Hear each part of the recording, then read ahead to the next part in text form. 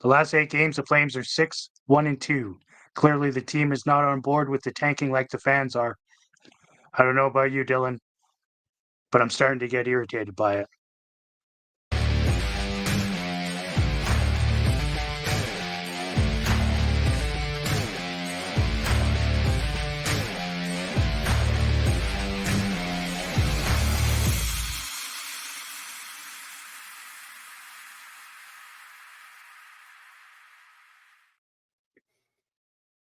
Yeah, man, irritated is a good way to put it. I mean, finally, most of the fans were getting on board with, not only just getting younger, but actually selling some of these pending free agents and even maybe some other guys for picks, prospects, young players, um, all that type of stuff. And then the team starts absolutely going off and going 4-1-2 or whatever it is in the last little while.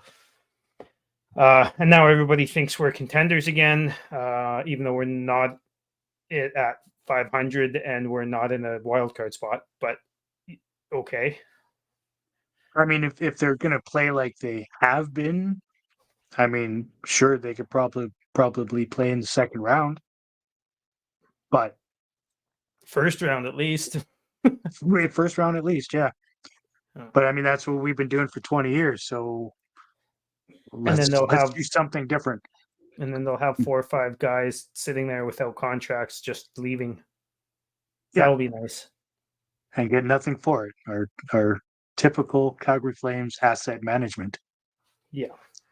As you know, the jokes are flying around there that Murray Edwards is probably on the phone to Craig Conroy saying, "All right, let's get back to negotiating these UFA contracts and stuff like that." And it could possibly be a reality, and that's terrifying. It's scary to me, man. Like Yeah. I don't want the team to lose. Like obviously, like I'm team rebuild, retool, rejig, whatever the fuck you want to call it. And I know that they're not going to go full scorched earth because it's not entirely possible without spending a bunch of assets to get rid of players before we get assets for players that are actually worth something, right? Like, Yeah. I don't think it's possible to full scorched earth, but I do think that you could pull a Dallas or pull a Nashville or pull a whatever, where you still have a couple of those old guys and they help usher in. You look at um, you know Ben and Sagan and Suter and Pavelski and those guys that they didn't trade. I think they actually got Pavelski after they retooled or whatever, but they helped bring along Hintz and Heskinen and Robertson and all these young superstars they have, and that's like it only took them like 2, 3, 4 years to really start looking like a really good team again, and I think we have the opportunity to do something like that. And I know it's not easy to go and get a bunch of superstars. Like, what did they get? Ottinger and Hintz and Heiskanen in the same draft or something like that. It was 3 of them in the same draft. That's not Yeah. entirely possible, but Is anybody from their scouting department looking for work? right? And, I mean, I wouldn't mind paying them a Yeah, pretty right. penny to come on board. But I do like, and you can do that. You just have to not even bottom out. You have to be, bottom 10 for 2 to 3 years and come back, and you can bounce back pretty quick. But I feel like the run the team's been on has changed a lot of the fans' minds, unfortunately, and I think it's almost like a facade. And the one who's probably buying it the most is Murray Edwards, and Conroy has no choice but to listen to Edwards. But Yeah, exactly, right? Like I agree. I don't think we need to sell the team. Like let's properly assess and manage our UFAs. Like clearly at least 4 of them should be gone, if not Totally agree. more than that. Um, I mean, and we already know that at least 4 of them don't want to return anyway. So, like, what are you doing? Like, you have to overpay them to even stay to begin with, and we don't have that kind of cap room to be paying, an additional million or two to people that don't necessarily want to be here and they just want to make more money. So let's get rid of those guys. Let's you know hopefully somehow manage to get 3 first rounders next year, or two additional for next year and 2 additional for 2025. And if it's possible, then let's see where that takes us, right? Given the fact that guys like Zara and Pospisil have been lighting it up, and it's really created a good bond in team chemistry from what I'm seeing so far. Maybe the cupboard isn't that bad. You know, I didn't think that Pospisil had this kind of game in him, but I'm loving what he's doing. I don't think I did. I didn't think he did either, but it's great to see. I'm Mhm. still not sold that we have any honest to God top line talent. Um, Agreed. I mean, Honzek, super off chance he's anything more than a second liner, Mhm. but that's about it. Like, yeah. Well, and But I and do that's think the that we problem, have a right? chance to, like, if you target certain teams, you don't even really need to do the first rounder thing if you target the right players. Like, Kent Johnson is going to be a first liner. Cole Sillinger is already a second liner and he's only like 19 or something. Like, those guys, if you target them from Columbus, Columbus wants somebody to play with Gaudreau. It's pretty fucking clear right now, right? Okay. It's a clear fit, you know, and that's just one example. There's other teams that have top level prospects that could be first liners or top defensemen or whatever that Mhm. are in their system, but they're kind of buried underneath all the talent they have on their team already, or or you know they're maybe too competitive to want to put a young guy in or something like that. First round picks are great, but so are, like, honest to God really good prospects who are Yeah. already proven to be able to produce in the NHL, right? Like, Yeah, exactly. I mean, if we do trade guys away for picks or prospects, we do need people to fill those roles within the team currently. Right? We're still going to need somebody to take faceoffs for the rest of the season, or be in the bottom pairing in defense, or whatever the case may be. that's just it. And I've seen a lot of people talk, like, I'll talk about Toronto very, very uh, for a short amount of time here. But a Mhm. lot of people are talking about Toronto and they're like, oh, we can't take John Klingberg back. And I'm like, well, you need somebody who can play minutes. Are his minutes that quality? No, but it's only 1 year. And if we're committed to being bad for a year or two, then having a bad defenseman who can play 18 minutes of bad defense but can actually do it isn't the Mhm. worst thing. You know Yeah. what I mean? And Yeah. you would get Toronto to give you an extra third or something like that to take him for 1 year, for, or if it was at the deadline, for fucking 2 months, whatever. Yeah. Yeah. No, that's exactly it. I mean, it's fine to take players back if it sweetens the deal. Mm-hmm. If we can get an extra low, late round pick or whatever out of it, then whatever, we'll have the cap space for that. Or if it means that we have to eat some salary for the remainder of Lindholm, or Zadorov or Tanev or whoever, so be it. I mean, we'll have that space. We have that luxury at the moment. And you can take, I mean, it's not that expensive to take half of it, and it helps other teams out so much that they give you an extra third round pick for it. Like, it's worth it. Like, Brad Treliving, in order to get Nazem Kadri, paid Montreal a first round pick to take 1 year worth of an injured player. How Yeah, fucking and stupid is that? But GMs do it every year. yeah, and that's one of the reasons that I'm really, really glad that Brad's gone when it comes time to what we're thinking, right? Mm-hmm. I don't want him or wouldn't have wanted him at the helm for a rebuild or a retool. No, me neither. I was ready to kick Brad to the curb before we started this podcast when we were doing the Flaming Puck with Ian a few years back. I was like, get this guy out of here. Yeah.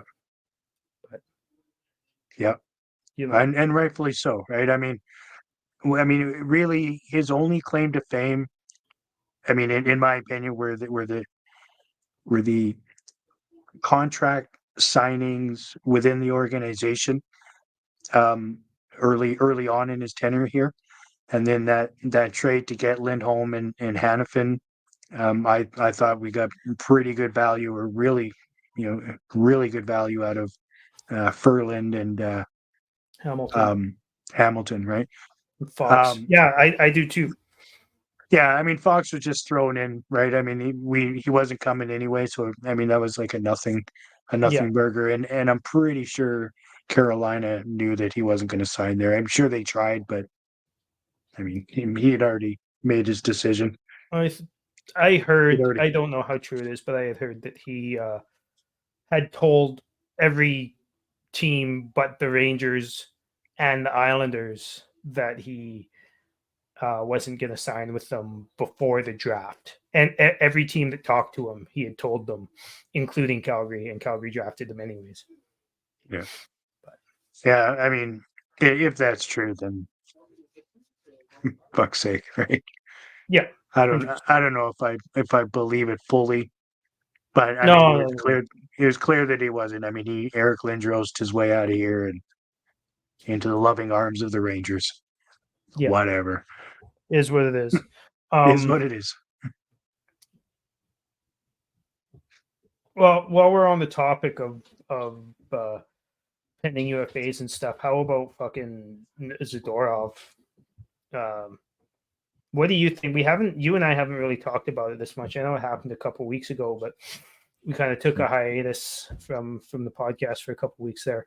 Yep. What do you think of how he went about his business, and or if you want to call it how Dan Milstein, his agent, went about his business, apparently without Zadorov's knowledge, which is bullshit. But what do you think? Yeah. I mean I don't know if I believe that or not. I mean I really dislike agents coming out and doing stuff like that.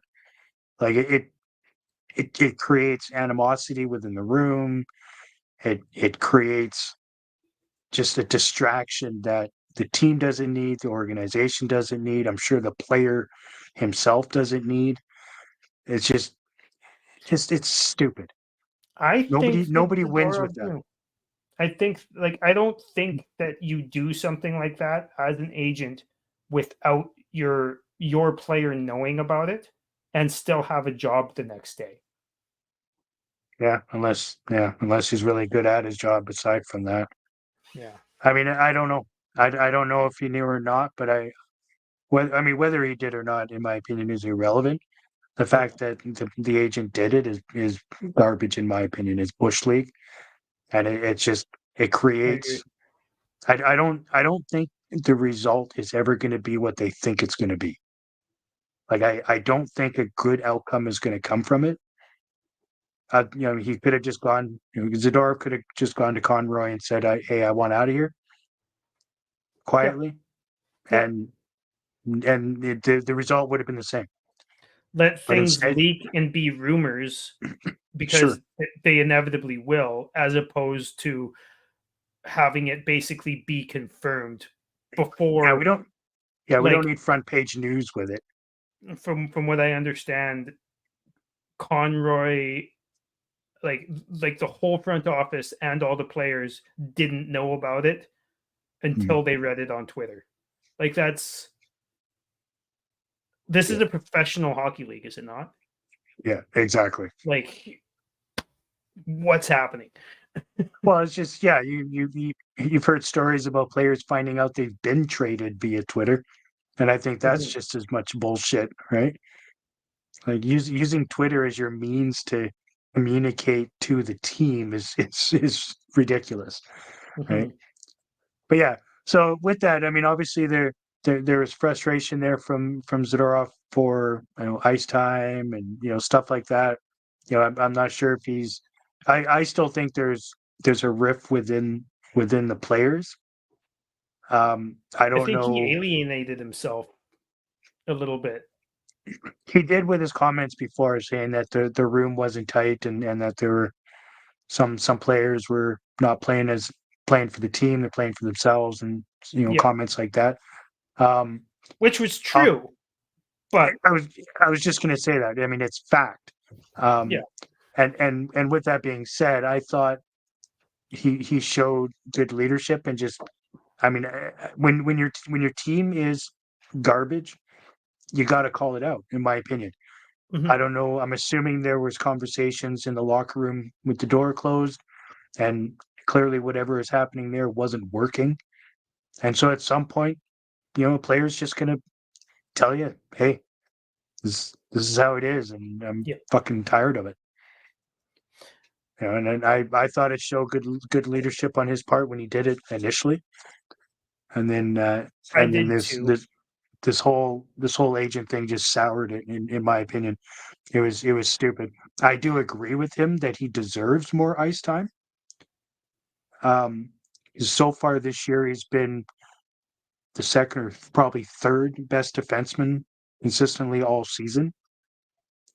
Hannafin has had major issues. Anderson is, aside from maybe a couple of plays, looked like shit since he got back from his suspension. Tanev is pretty much a shell of the man that he was last year. Yeah. No, I'll So I agree mean, with all those things. I think he has deserved more ice time, whether it be long term or short term. That can be whatever as the days develop. But I think leading up to that point, he should have been on the second pairing. See, I think that he obviously was pretty good last year and the year before, but I think that I'll give Sutter a lot of that credit because I think Sutter was the coach that Zadorov needed.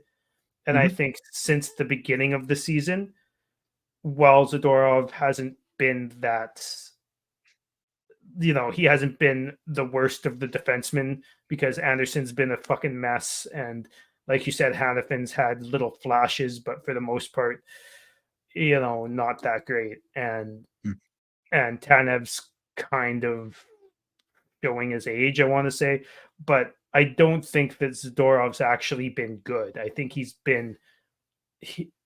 kind of started the season how he ended last season, which was pretty good, and then he's been slowly going downhill. And then right after his agent did that in Toronto and Ottawa the next day, he was terrible.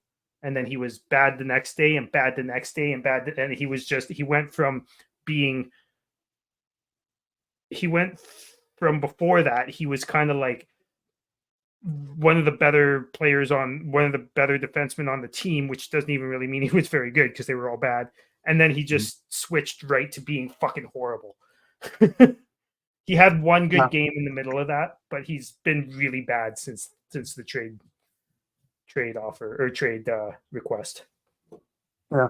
I don't put him that far down as you do, but I mean he hasn't been great, but I wouldn't go as far as to say he's been horrible or bad consistently since then. He's had one or two bad periods for sure, but I think still he's kind of been like the rest of them, right? Some good, some bad, some meh, and You know, that's like aside Meager's from been good though. Uyghur's been consistently our best defenseman all season. Yep, that I'll agree You know, with. he's been steady, Yep. which is great. He's eating a lot of minutes. He's pitching well. You know, it's been good, right? Mm-hmm. Plus whoever's been parked with Zadorov, in my opinion, has been pretty good too, right? Gilbert and You know, DeSimone have both been pretty good. Solovyov was pretty good. That's a huge pair. yeah, But no, I agree. Whoever has been with them has been pretty good. yeah, yeah. So yeah, exactly. And plus even when Australia was up, I thought mm, I mean, he wasn't great by any means, but I mean, I would have felt comfortable with him sticking around, being our 6 or 7 as well.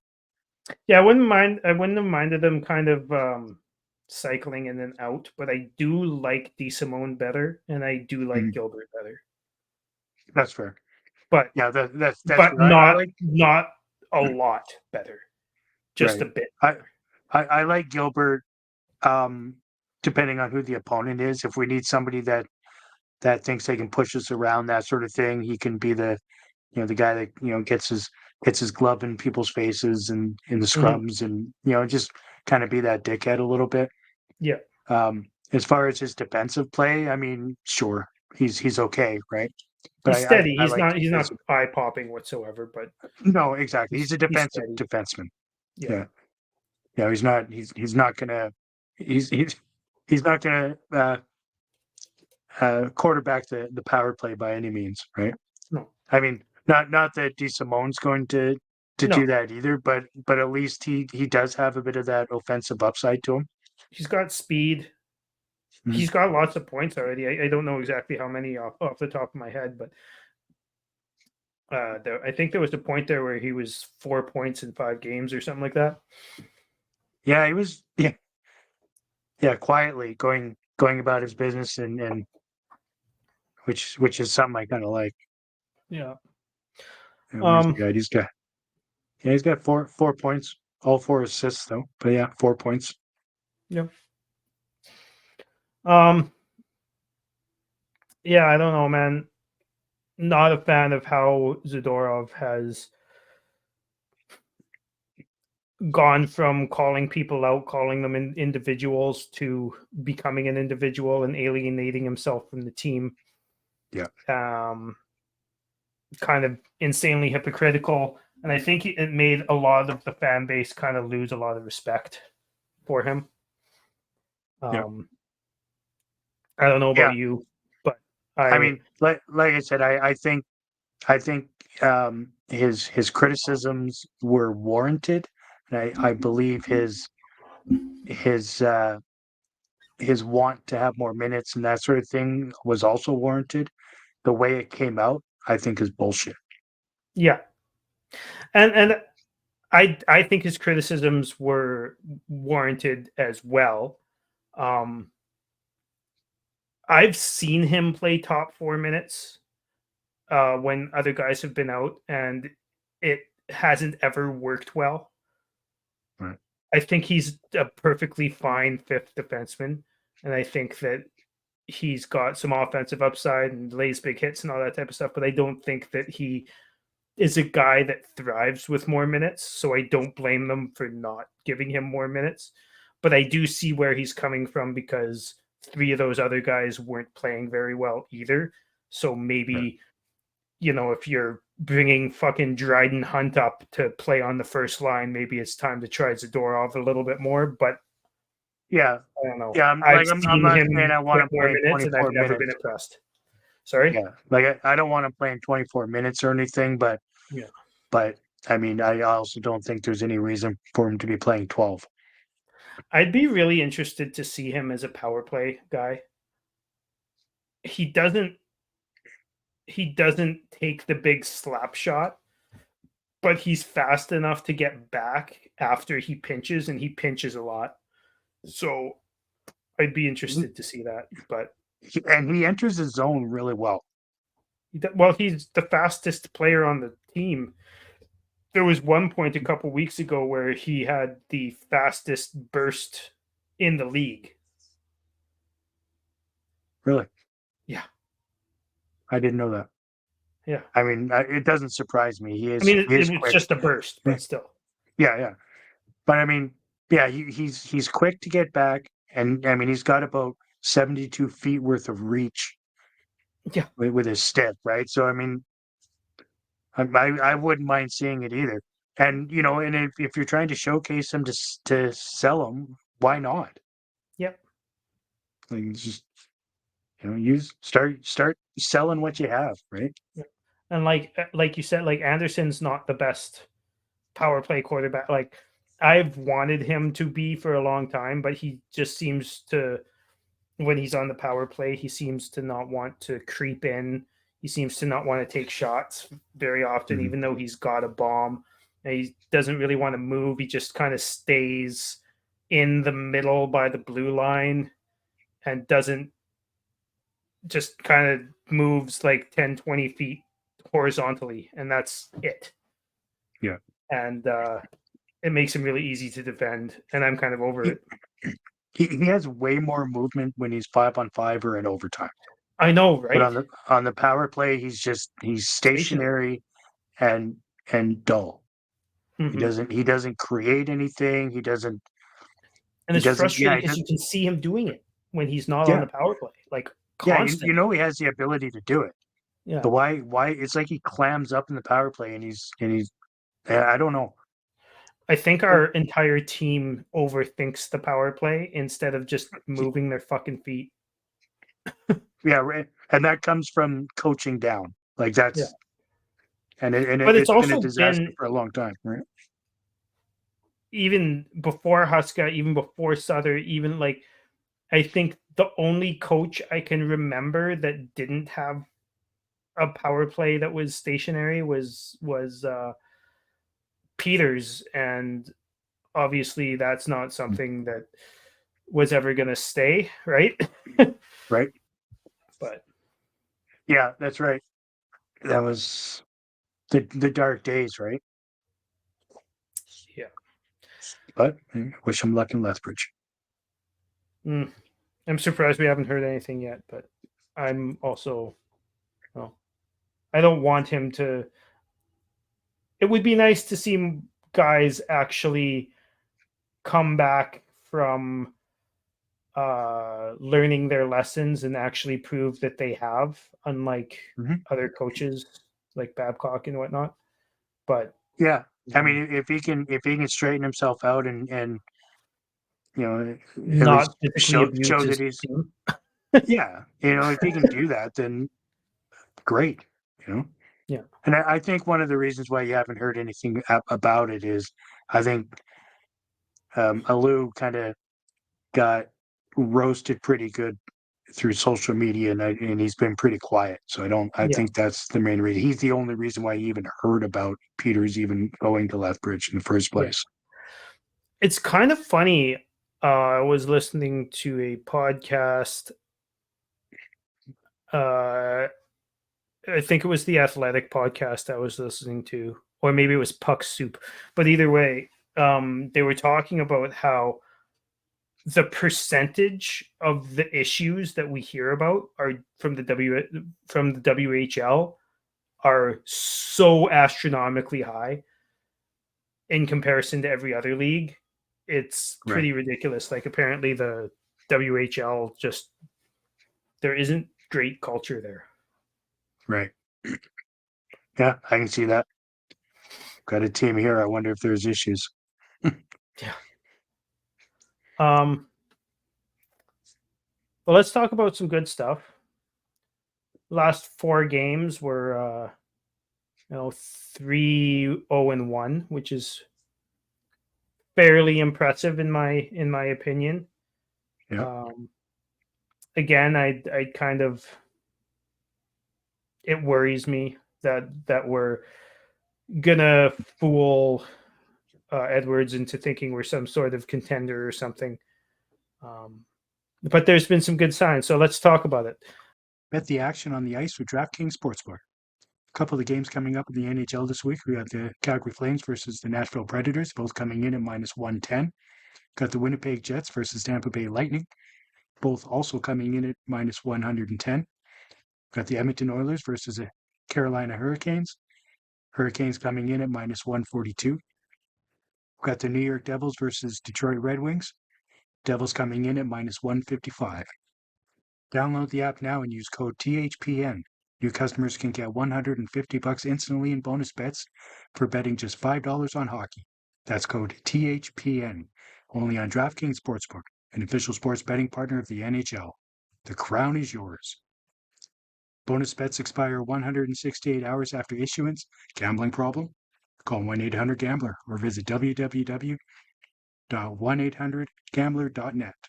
In New York, call 877-8-HOPE-NY or text HOPE-NY.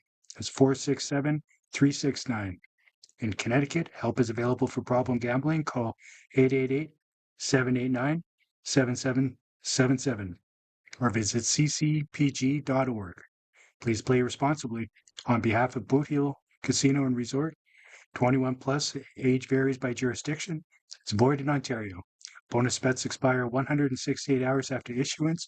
See dkng.com/hockey for eligibility and deposit restrictions, terms, and responsible gaming resources. NHL and the NHL Shield are registered trademarks of the NHL League. Copyright NHL 2023. All rights reserved. The Canadiens game. Yep. Flames Canadiens. It was I tell you, it was just action packed and. Oh no! Wait, no, that's not the word I was looking for. That was a boring game. It was, but again, it's nice to see. Like, I think this was kind of the start of Kadri's strong play, and I'll give him credit because it's due. We all know I'm not a big Kadri fan, but he's been playing better, and I do think that it's more Zary and Pospisil dragging him along than it's him dragging them along. But yeah, whatever works, and I'm okay with it. But Zary really popped that game, and he has been popping a lot in general. He takes pucks to nets. He generally leaves the puck in a good spot when there's no other option. He finds the safest option and leaves it there, which is incredibly impressive for a guy with such little NHL experience. Puts it in the right corner instead of into the corner swamped with enemy players. He's insanely poised. He shoots when he should shoot, and he passes when he should pass, and he carries the puck when he should carry the puck. And I just don't see many mistakes, and it's really impressive. No, I mean, both him and Pospisil have been like a. Like, I mean, I knew that Zary had, some good upside to him, but he's really impressed me. Like he's making really smart plays, and I was at the game on Saturday against the Islanders that we'll kind of get into as well. But like watching, I like to watch the guys away from the puck and what they're doing. Are they stationary? Are they what are they doing? And like even like I was sitting next to my daughter and even so I was telling her watch these two, right, watch these two players, and of course right pretty much 5 minutes after I said that, Pospisil scores that goal. And so my daughter says, should we just call him Popsicle? And I went, yeah, that's probably fitting. But she's like, yeah, these guys are really good. She's like, they're not, they don't stand around like some of the other ones. They're always moving. And I go, exactly. Yeah, they're not, they're moving, but they're not like Mangiapane and Dubé moving where they're just like wrecking balls, skating in circles. They actually seem to have a purpose. Yeah. And so I really enjoy watching them play, and I think they're only going to get better. And given the right culture and the right situations, I think there'll be a good couple of guys in our top six for a number of years. I can agree with that. I mean, I don't know if they're going to get better than like Zeri's pretty much at a point of game clip. I don't know if that's sustainable. I don't know if the production is sustainable, especially once the league starts getting a book on them. But I do think that their play and their hustle and their hockey IQ, they're both very smart hockey players. Yep. I think that kind of thing is very sustainable, and it's actually really exciting to me.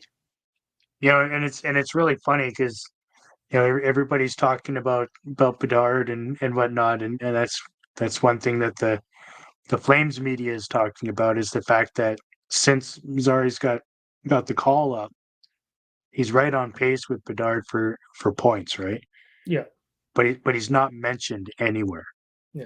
Well, it's all because Which, a lot of Bedard's points are goals, and Zari gets a ton of assists, right? So it's a little bit less I crazy. mean, And he's got 3 goals and 5 assists yeah, in 9 games. I mean, yeah. that's for a 22-year-old who pretty much had one entire season off due to injury.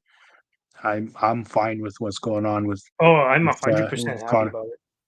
Yeah, yeah, absolutely. And then even with Martin Pospisil, right? He's I freaking love how he plays the game. Like he thrashes the net, he hits guys, he wins puck battles, and He's he's not taking really, dumb really penalties. no, he's not, and he's super tenacious. I really love how he's playing the game. Me too. I totally Yeah, agree. He's gonna be, if he's not already, they're both gonna be fan favorites for a long time. mhm, Assuming that they stay for a long time. Um, yeah, I kind of want to get back to this Montreal game because I want to give some more credit where it's due, and I know that I'm pretty sure you're on board with this, but I think Markstrom has been, aside from maybe Zari, but like season long, I think Markstrom's been our best player, and I think that He- he really has been really good lately as well. yeah. I think I still think he struggled a fair bit in the first um, 3 weeks of the season, I but think the he is. softy was still there, but he was better at reeling himself in after that and not letting things get out of control. Yeah, that's fair. Yeah, I can agree with that. But yeah, Montreal, he had a 971 save percentage. They threw 35 shots at him, and he only allowed one. And there was Um, some good opportunities there. yeah, yeah. No, he played a really good game, and you're right. He has, especially in my opinion, the last 2 weeks, the beginning of November, and maybe a couple of games before that, even. I think he's played really, really well. Yeah, Um, and I don't think he's going to be on the Vesna list or anything like that. But I think he's he's I showing don't his either. worth again.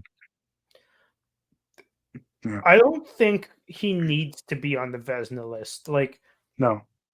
that one season was great and epic and all that type of stuff, but like this team,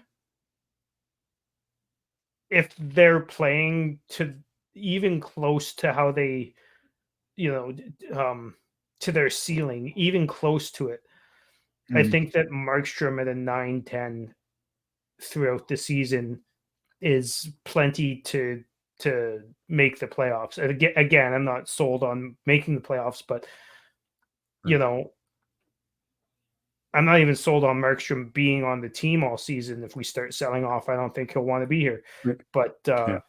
you know, uh, Yeah. I mean, that's I'm hard to say, impressed with right? how he bounced back after such a, let's be honest, a fucking bad season last year for him. Like really bad. yeah, beyond bad. Yeah, it was. Yeah, it was disgusting. Yeah. And I'm sure. I mean, obviously, he's been in the league for a long time. He knows that he was bad. So it's you know there's is I don't know that he's necessarily going to want to go anywhere outside, even if we do a rebuild. I mean, he's been in Western Canada for like 10 years, right? Hmm. So it's yeah, I mean, who knows, right? I mean, I'm assuming he's built himself you know quite a lifestyle and a home within a at the very least a 9 hour um, time frame between Vancouver and Calgary. So I mean, who knows what he would want to do, right? I mean, yes, but also if Lindholm and Tanev aren't Flames anymore, Hmm. that's his two Well, that's right. buddies, and right, like you know he's been tight with Lindholm since they were kids. He's been tight with Tanev for 10 years. Like Yeah, his helmets wouldn't make any sense again, right? yeah. Though his latest helmets doesn't his No, latest his right, latest helmet doesn't have Tanev's teeth on it. no. The one he had made for the Blasty jersey does, I believe, but Yeah, but that's that still was the that was one from a couple years back. is it? Yeah, it's the same. It's the same kit. It's the same pads and everything from a couple years back because they're only use it a couple times a year. Mm. I thought he had a new helmet made this year for it, but I No, could he be had wrong. the new helmet for the Heritage Classic, and I think he had a new like regular home helmet. Mm. Right. Anyways, Yeah. Vancouver game. Let's talk about that because, well, I don't think Vancouver played anywhere near as good as they usually have been this year. What a surprise they are. Um, Mhm. they were on the second of back to backs. They looked a little bit tired, but the Flames have historically just looked more tired than the team that's on back to backs and played worse and played down. And they didn't this time. They started Yeah. slow, but they pretty much dominated the rest of the game, I think. Yeah, they really did. They took advantage of a tired Canucks team on that back to back, which is not something we're used to seeing, but it was refreshing to see. Yeah. Because yeah, you're right. We've always played down to our opponent. It's no matter who the players have been in this organization or the coaching, it's just been a thing for way too freaking long. But for once, you're right. They started slow, but they quickly recovered from it after that Pedersen goal in the first there, And that whenever that was, was like 10 minutes in or whatever. and that goal, like people were pissed off at Markstrom for not seeing it. How did you see that? Because obviously, do you Uh, remember it? I'm trying to think. Was that? Oh, that was Markstrom straight the up the didn't power move. play, right? The Yeah, power play one with the pass over. That play developed fast, and that pass was brilliant. I totally Whether agree. whether Markstrom saw it or not, I think is irrelevant because he wasn't going to be saving it. Yeah, and if you look at Markstrom, he saw it. Yeah, He was looking right at Pedersen, and as he was as he was shooting the puck, he was looking at him, but he was yeah, all the way at the other side of the net. Like he couldn't have yeah, got like that was just a really nice play. And yeah. it would have been nice to see him like move towards it a little bit, but he didn't have a chance Yeah. on it, right? Like No, in no, my opinion. there is no. I don't think there's a goalie in the league that would have had a chance at that unless they started moving to their left By before the accident. pass started. Yeah, Yeah. like Or like if that somebody that had was a pushed them brilliant to their setup, left. and yeah, like there Yeah. that was a really really pretty goal, Yeah.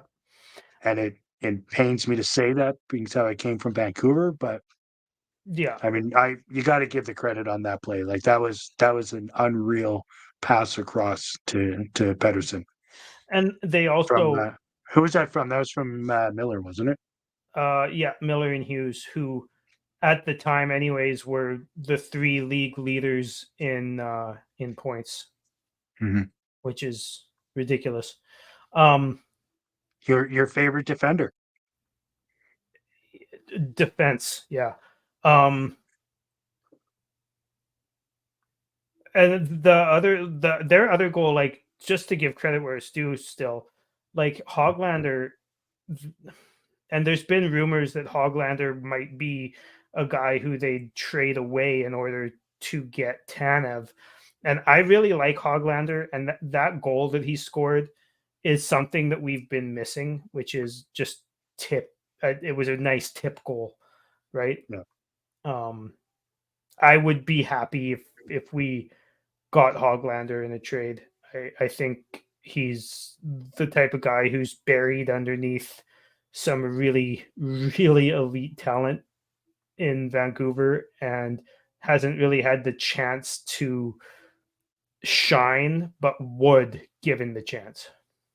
Right. Um, So when it comes, because you mentioned Tanev to Vancouver there, and I've heard a couple of people say that. Now, are you just saying that because he played there for 10 years, or like no, I'm saying I? that because um, I know that, well, I know that Elliot has been saying that Vancouver has been, well, first of all, Hughes told management that he wants them to get him, and also that they've been calling, but I've also heard that Conroy really doesn't want to do business with Vancouver. And I don't know if that's a play to get more value out of them or not. Um, but personally, I think it's stupid to not listen to every team. I think that you can't rule out trading to a um, Vancouver, Edmonton, or something like that. If they give you the best package, you fucking take it. Period. I I couldn't agree more. I don't think there's a single player on the Flames team that should be untouchable Yeah. for the right price. You listen to everything that's coming in right now. Yeah. Like obviously you want to promote your pending UFAs more, but like at this stage you got to listen to everything. Yeah. And even if you're just listening to it so you can assess, you know, who you can move out that is under contract and free up cap to, whatever, sign one of your pending UFAs, whatever. You still have to listen to it. I don't think they should sign the pending UFAs. I want to throw that caveat in there, please. Yeah. I don't either. Like none of them have deserved it. Um, I've never had a bigger sigh of relief hockey wise. Other than when Gaudreau scored that overtime winner in Dallas, Mhm. uh, that I can remember, than when we were all told that contract talks have been stopped, and I'm kind of scared they'll restart. But Yeah, yeah, that was refreshing news that day. mhm. What from Nils Hoglander are you um, intrigued by as far as bringing him in? So I feel like the team's trying to get bigger and faster and stronger. And He's in my small and opinion, fast. yeah, I mean, sure but I mean, also for trading away all our Swedish guys, why do we need to bring him in? I don't know. Is he He's not one Swedish? of I don't even know if he's Swedish. yeah He might be. Okay. born Um, in I don't. Boktrask. I don't give two fucks where a guy is from, to be honest. No, Um, what intrigues me about him is that he's good at like we lack talent. hmm Would you agree with that? yep, We lack scoring talent specifically. I think that Hoglander has been buried underneath Pedersen, Miller, blah blah blah blah blah blah, Kuzmenko for years, and now he's kind of rotting away. He's one of those guys who has a lot of skill. I remember when he first broke into the league, and they were playing him with Pedersen because somebody was hurt, and he was ripping it up. And I think that he has a lot of scoring talent, and he's fast, and those are the two I mean, biggest holes in our team, in my opinion. yeah, I mean, he played the not the following season, but the year after that, he started playing for Vancouver after he got drafted in 2019. He Yeah, played he played 56 games in 2021 and 60 in 21-22. yeah, With that being said, like with 60 games in 21-22, 18 points, right? Averaging 13 minutes of ice time. So I yeah. mean, And a lot of those points came when he was on the top line, and then he got booted down once guys started coming back from injury and stuff like that. So sure, as you would. yeah, as you would, which is Yeah, fair. yeah, That's what I'm saying is he's been buried. Like, he is not JT Miller. He's not correct. 100-point player. He's not a 90-point player, probably. He's not Pedersen. He's not Kuzmenko, who is going to be a 40-goal scorer. Book it. He's going to be a Mhm. 40-goal scorer in this league. And he's just been buried underneath those guys. That's my whole point is when he's given shots, he starts producing, and then other guys come back from injury or whatever it is, or they start shuffling lines, or they fucking change the coach 3 times in a year, or whatever the fuck they feel like doing over there in Vancouver.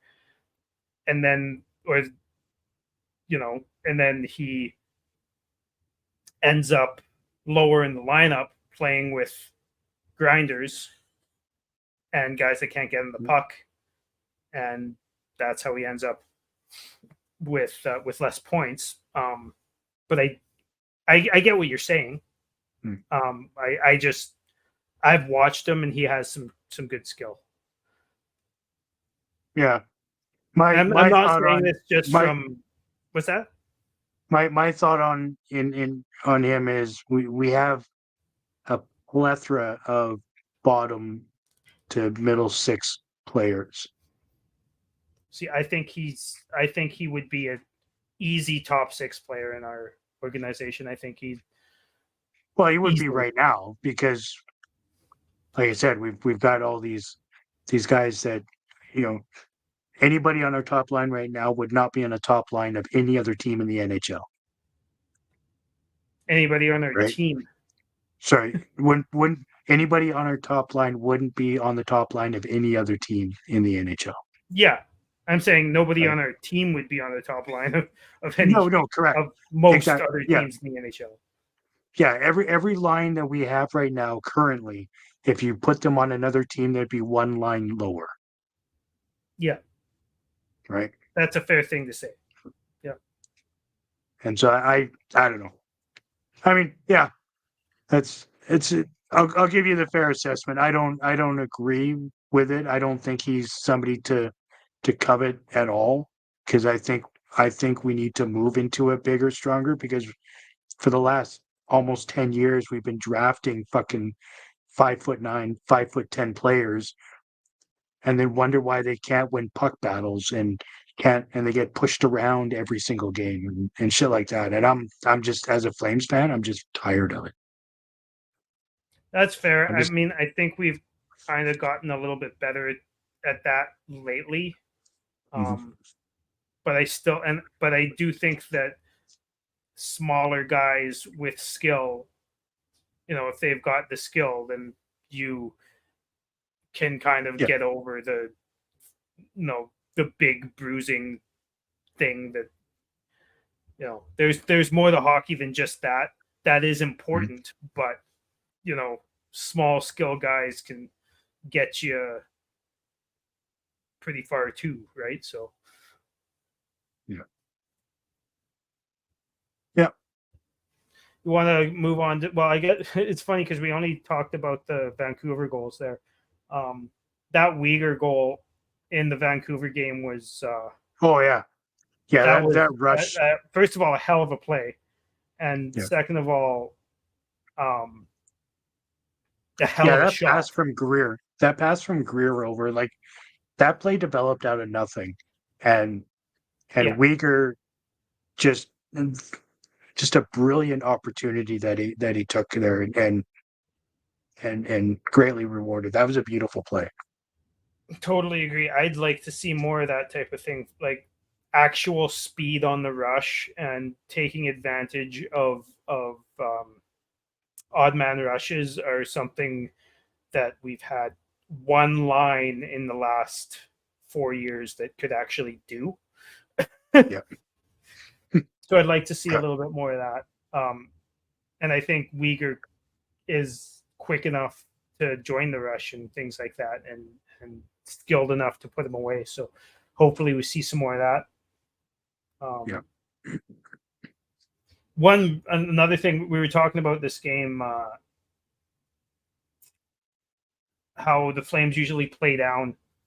Um, they were playing their backup goalie, and the Flames usually just you could just put an L beside the Flames logo before the game starts if they're playing the backup goalie. But they actually took advantage of that too. Hannafin with a nice little bank weird goal that you know, if you don't Yeah. try it, it won't go in. It's not going to go in very often, that's for fucking sure. But it went in, and that's what matters, right? Yeah. Exactly.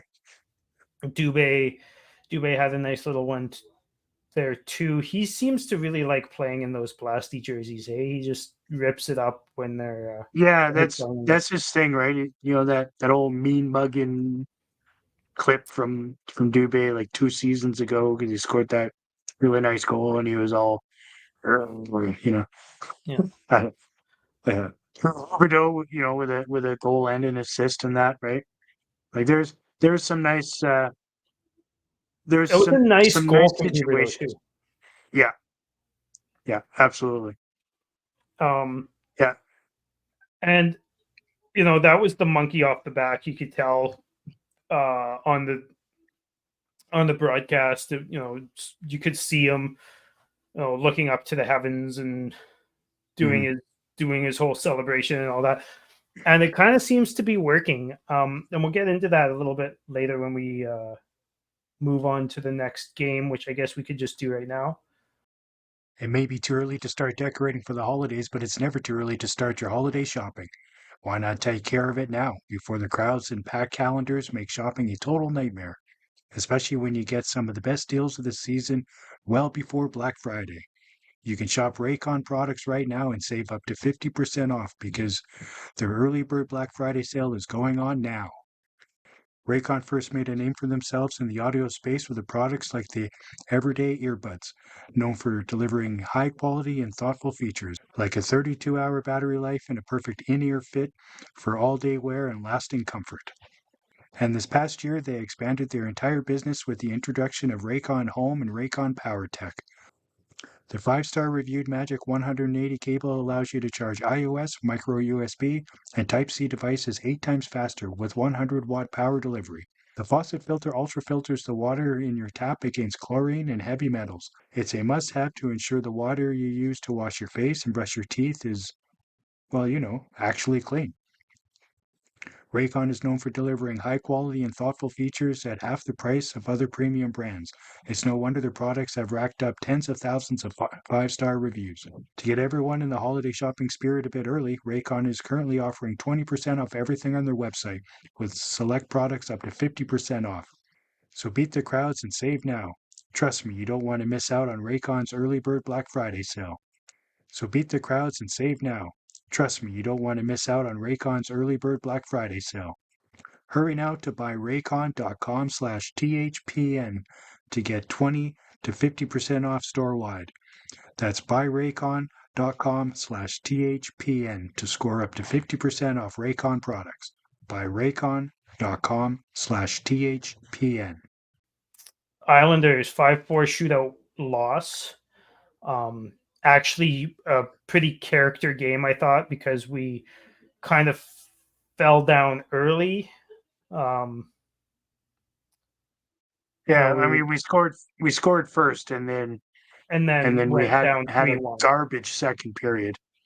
That was a really nice goal from Pospisil too. Just Yeah. doing outweighting Sorokin in like your fourth or third NHL game as a guy who was a late round pick who kind of could have given up on hockey by now just because of the injury thing, and just to do something like that to who is, you know, a guy who's widely regarded as one of the top 3 goalies in the entire world is Yeah. just really good to see. And I want to point this out too. I don't think many people saw it. I'm pretty sure it was on this goal. Um, there was a touch pass by Zeri. It was like a touch redirection pass at our blue line that he like didn't even have on his stick for like 2 seconds or even 1 second, and just vaulted it right out to Kadri, tape to tape. That was an amazing pass, and then it led to an amazing goal from the kids, and that's just, it's just so good to see, man. It's nice to be excited and to be entertained by a game. It's been like a Yeah. year, you Yeah, know. absolutely. Yeah, that was a game. Zari with a couple of really nice assists there. The one to Uyghur in the third period as well. Yeah. Um And I Now, think Huberto and Coleman play really well together. And I'm not just saying that because they connected on the goal there that game, but I think that I know you've heard what I've been saying about Huberto, and that he needs meat and potatoes players who crash the net and get in the goalie's way and distract defenders. And I think that that's what's been working about this whole Huberto Backlund Coleman thing, is that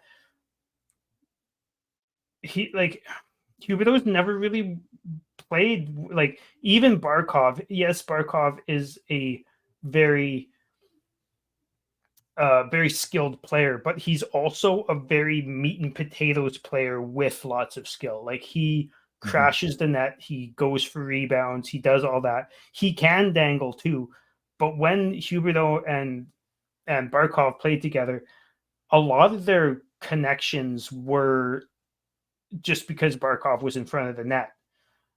And that's why things don't work with Lindholm or Toffoli or whatever and Huberto, because they never really played him with anybody who just crashes the net. yeah. That's the way I That, look at it, anyways. And I've really that being enjoyed this that Coleman thing because that's what he does. yeah, no, I do agree. They've looked really good together. That whole line has been really good together. Um, what would your thoughts be on trying, not for any other reason other than just try it, but giving Pospisil a chance to play with Huberto, being so he's that same type of player that crashes and bangs and You know what I want to see, and I or even think or even Zari. with Pospisil and Zari. Yeah. Zari, I don't think he's played any center at the NHL level yet, but he's played lots at the AHL level. I Mhm. don't know if he's ready to do that, but I wouldn't mind seeing it. But even either one of them, if it's just one of them on his line, I think that I totally agree with you. I'd love to see that. I know that people don't want to break up the Kadri line, um, And but I understand that, right? I mean, it's tough to justify breaking up a line that works, but the same time, we're trying to see what we have for the future, right? And in my opinion, we need to try these situations because I mean we know that Huberdeau is going to be here long term unless something major happens. Um, You so got to let's find people to play with him. well, that's right, and we still need to uh, we still need to reach the cap floor as well, right? So it's Yeah. what it is what it is. I mean, the contract looks really bad at the moment. So what?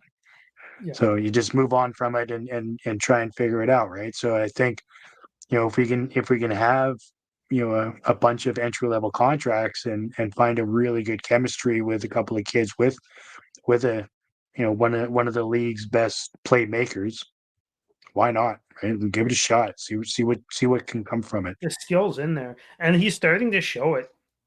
Yeah. The game last night. We'll get into that in a second.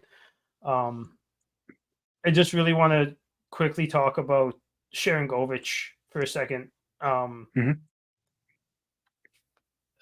With in the Islanders game, like I think Sharangovich is starting to show what a little bit more of what he is. Not fully there yet, but I think that he's starting to show that he does have skill. His shootout attempts are just what a rocket of a wrist shot he's got, man. The Yeah. crazy little snapper. And he's been scoring a little bit. Like he's only got 3 goals, but he's scored a couple times in the last few games. Um and he tied up that, like, he got us that point Mhm. out of New York. Yeah. Yeah. I'm starting Absolutely. to be impressed with him after a really slow start. He. You're right. He started really slow, and even training camp. I wasn't wowed by him by any stretch. I was kind of I was hopeful with that trade that he would turn into something that would be exciting. It's taken some time. Obviously, new team, new format, new style. I think he's going to be a really good serviceable player. He Yeah. does have a lot of skill, more than I would have given him credit for. Um, 5 games into the season, but he's definitely starting to show it now, which is nice. Yep. No, I agree. I know my thoughts on him from before, like when we first traded to Foley and got Sharangovich. I know a lot of people in Calgary hadn't really seen him a lot, and I remember being really pumped on him his first year in New Jersey. I was really pumped on that trade, and I was really kind of disappointed with his first 10 games or whatever. But I think he's really starting to show some confidence with the shot Mhm. and engage in puck battle some more, use his size a little bit. Um, I don't think he's ever going to be you know 25, 30 goal scorer, but I think he can get 15, 20 a year um, type of thing and be perfectly serviceable middle six type guy, Yeah. and a shootout specialist, by the way, and a PK guy, by the way. And by the way, right? Yeah. Yeah. That I mean that was a beautiful uh, shot in the shootout. He was the only Flame that put one in. I I've never understood fully why coaches put defensemen in the first round of the shootout. It, I guess we should talk about that. like I I know why they in the did it. build. Why'd they do it? Well, you remember, was it last year or the year before? Like, Anderson has a shootout move. He has one, Right. and it worked twice, and then it stopped working. And Now the goalies know it's coming. now the goalies know it's coming, and that's the problem, is that the coaches aren't getting off of that when they should be. Um, it was. I remember the first time he did it. You remember the first time he did it, right? Like everybody's jaw was on the floor, and Mhm. now it's just like that's what he's gonna do, Mm. and they probably should stop trying it. But I do kind of also understand it because we've been so bad in the shootout that try put somebody who's not usually in it.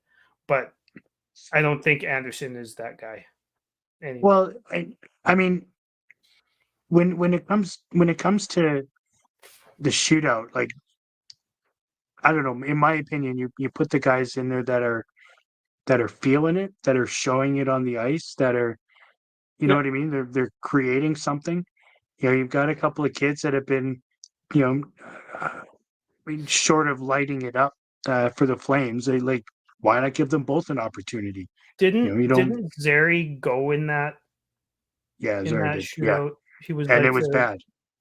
yeah, it wasn't good, but I still I agree. I would have rather see Sharon Govich, Zary Pospisil the Mhm. first three, Yeah, why not? right? Right? And Why not? I get putting Huberto in there because he's been playing well, but you know, But he's again, he's not a no, he's I not a agree. dangler. Like he's got a nice shot and can pick corners and stuff like that in a, you know, a screened situation and things like that. But yeah, in the shootout, I don't think he's going to be super successful. You know, So Steinberg was saying on the post game show of that game, he was saying that the Flames have been doing shootout competitions in practices recently, and Huberto's been winning them. no, yeah. So that is, Who's he I shoo- think, why. But who's he shooting against? Vladar? I don't know. He's he lost the puck on that. Like I don't know what he was trying to do, but he lost. It looked bad. Yeah, I mean, yeah, I mean, um, it's good that they're at least practicing it. I'll give them that. But I mean, yeah, right. And three but I on mean, three as well. Although I that's I not would I would probably give Sorokin more of a chance of making a save than either one of you our know, guys. either one. You know, let alone one in particular, right? Yeah. Yeah. Um. Well, let's move on to the Kraken game. So Yep. Lindholm scores. I don't really think either of the first two goals we scored on like Grubauer was obviously injured and was even more injured after the period ended to the point where he sat the rest of the game and the cord came in. Yeah. But you take those, right? Like even the Flames, I hate talking about bounces because I think you make your own bounces, but I think the Flames have been playing well enough to start getting bounces. You know what I mean? Mhm. Um, Yeah. and both of those first two goals were easily savable, but they scored them, and that's what matters. And the monkey off Lindholm's back. Um, and honestly, Huberto has not only because he's produced. I think it's the other way around. It's not like he's producing, so I think he's playing well. I think he's playing well, and it's translating. Um, Yeah. and it's like it's a crazy difference. Like I don't think Huberto was ever not engaged. To be honest, I think he just had lost all of his confidence, and he was still like engaging in puck battles, but he wasn't winning any. Blah blah blah. Now he's winning them, and now he's got confidence to make crazy diving passes and actually tape to tape passes, and he's got some good line mates who can actually handle a pass, and he's you know showing the skill that he's got, and it's really good to see because like you were saying, worst contract in the league, at least one of them. If he plays the rest of the season like he's played the last three games, not the worst like fairly Oh, for decent sure. contract. Yeah, absolutely. And you can tell, like just his body language alone in the last 3-4 games is way different than what it's been for every game leading up to this. Yeah. Um, he's he's excited about the production, but I mean at the same time, whether he realizes it or not, he's creating that production. But Like yeah, he is a direct result of his play, and it's yeah. good to see him actually being rewarded properly for it. Because I mean, in my opinion, he deserved it last year because he was really given a raw deal with who he was playing with, where he was playing, like on what side and all that shit. Like he just he was already tough enough for him to go from a offensive first type system to a Daryl Sutter system. So obviously the entire way he's played hockey for his whole career was just upended.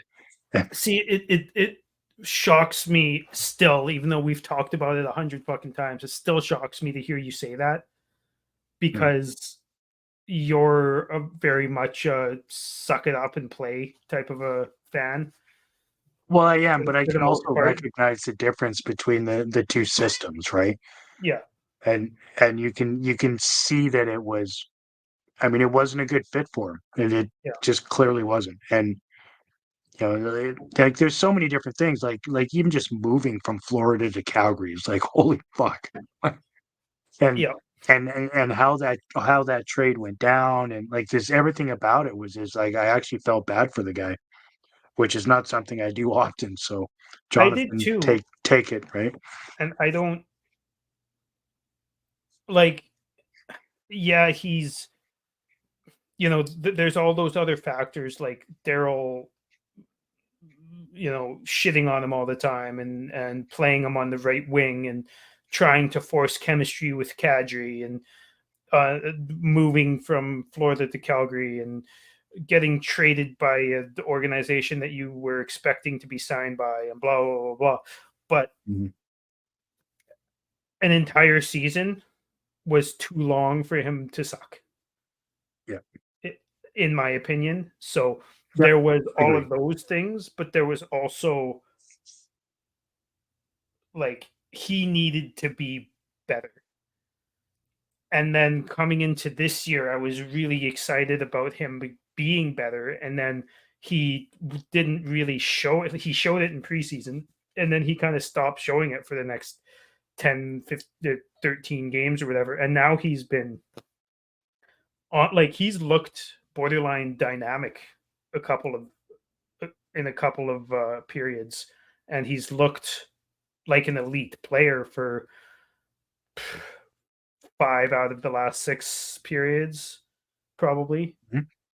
And Yeah. if he can keep it up, man, like I I know that there's going to be people who are never going to forget. I mean, none of us will ever forget, but there's people who won't ever get over the bad year. Uh, but we'll see. Yeah. Well, that's it. I mean, it's up to him, Yeah, right? It's all up to him. Obviously I support him keeping it rolling. So obviously, as a Flames fan, I want to see I want to see the Huberdeau of 2 seasons ago. I know that's unrealistic, but three I mean I seasons. 5 seasons ago to 3 seasons. Like he was a point per game for like 4 seasons before he was the yeah, 115 point player. Like yeah I he want had a that bad guy. year. He had a bad year and a half. That's that. Mhm, Hopefully that's that. exactly. So I was actually also talking to against Richard. Our buddy Richard on Flame Sub there, Richard Thorpe. yeah, he's a He's good dude. yeah, we get into it a lot, but oh, good and bad.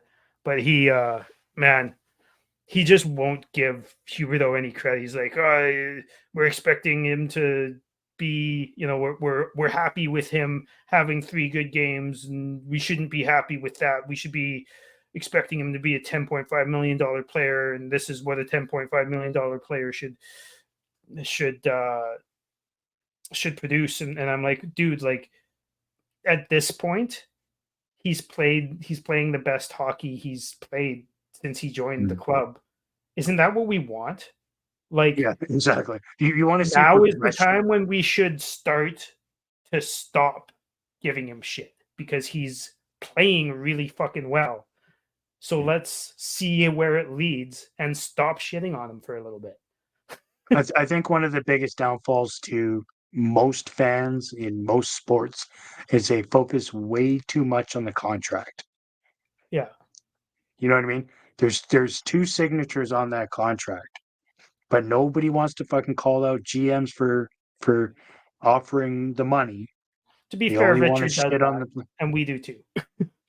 Yeah, no, you're right. Richard Yeah. does, but I mean, Yeah. but like that's the thing that gets me. You know, people always want to go to the contract. Well, he's not playing like he's 10 million. Like, as far as I'm concerned, nobody's fucking playing like there's 10 million. Like, Yeah. I don't give a shit. I think they get paid too much for what they do to begin with. So get past that. There's two names on that contract. One of them, no, it gets a free pass in everybody's viewpoint, right? Yeah. It's always the player. I mean, granted, yeah, the players are the ones that make it happen, but still, that's not. Yeah, the contract be damned. I could give a shit about that. I Yeah. want to see what they're doing. I want to see effort on in every game. That's why these young guys that are coming in on entry level contracts. I mean, they're fighting their asses off to continue, right? To get that big payout. That's the type of effort I want to see after you get that payout. Yeah. No, I And that's agree. and that's what we're starting to see from Huberto. Not that he was lacking in effort for the majority of last year, or even what we've seen this year. It's been the execution, but See, when you see a Jonathan Huberto with some swagger, it's very noticeable on the ice. and we should be praising that, I think. Yeah, I've seen a lot of people calling him James Neal 2.0, and I'm just like, get fucked. That's not even funny. first of all, James Neal was a shit person.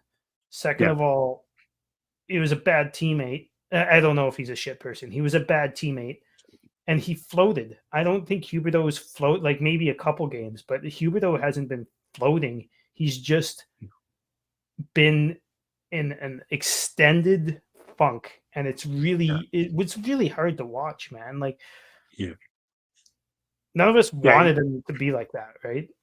But You know it affects him personally, right? Because you yeah, can see it on his face. You can see it when he skates to the bench or when he's on the bench. He's always got his head down. He's pissed off at himself. He's overthinking what he's doing, and when you start doing that, you start making more mistakes.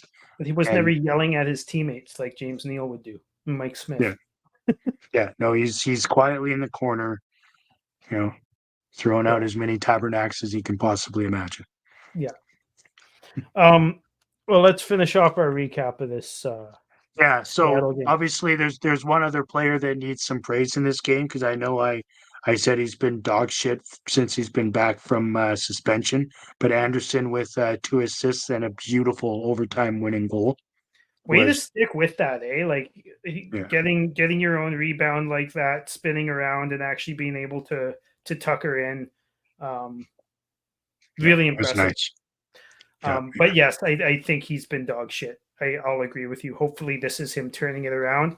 Although I don't think that goals and assists are what Rasmus needs to turn around. I think it's um, not serving up pizzas to opposing players right in front of our net. yeah, less of that, please, Rasmus. Yeah. Fuck. Yeah, yeah. There's been a couple of games where I'm just like, oh my god, like it's like he forgot how to exit the zone. Yeah.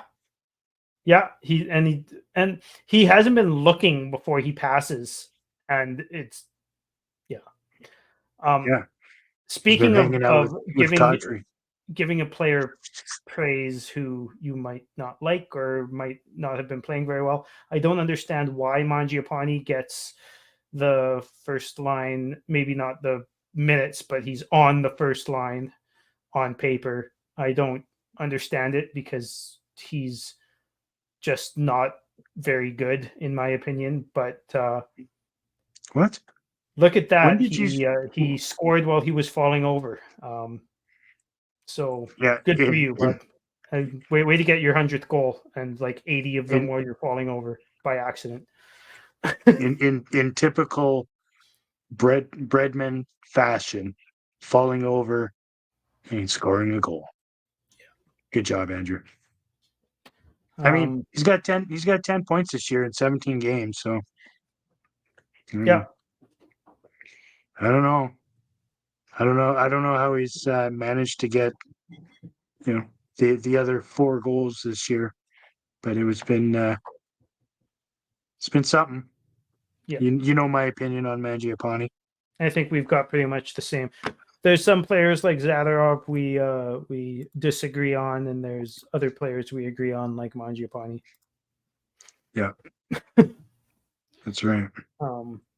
And the thing, it's funny because we talk, and we've said this on the podcast so many times, we talk so much about effort. And that's one thing I've never seen a game where I can honestly say Mangiapane doesn't give it 100%. Oh yeah, He's yeah, the poster boy for effort. If you take, and I've said this 100 times, but if you take Mangiapane's effort level and you plug it into Ruzicka's size and skill, you'll have a 40 goal, 100 point guy. Like easy. Fucking easy. You know what I mean? That's exactly it. There's just something about Mangiapane where his effort doesn't translate into good hockey often enough. Yeah. Oh yeah. Yeah.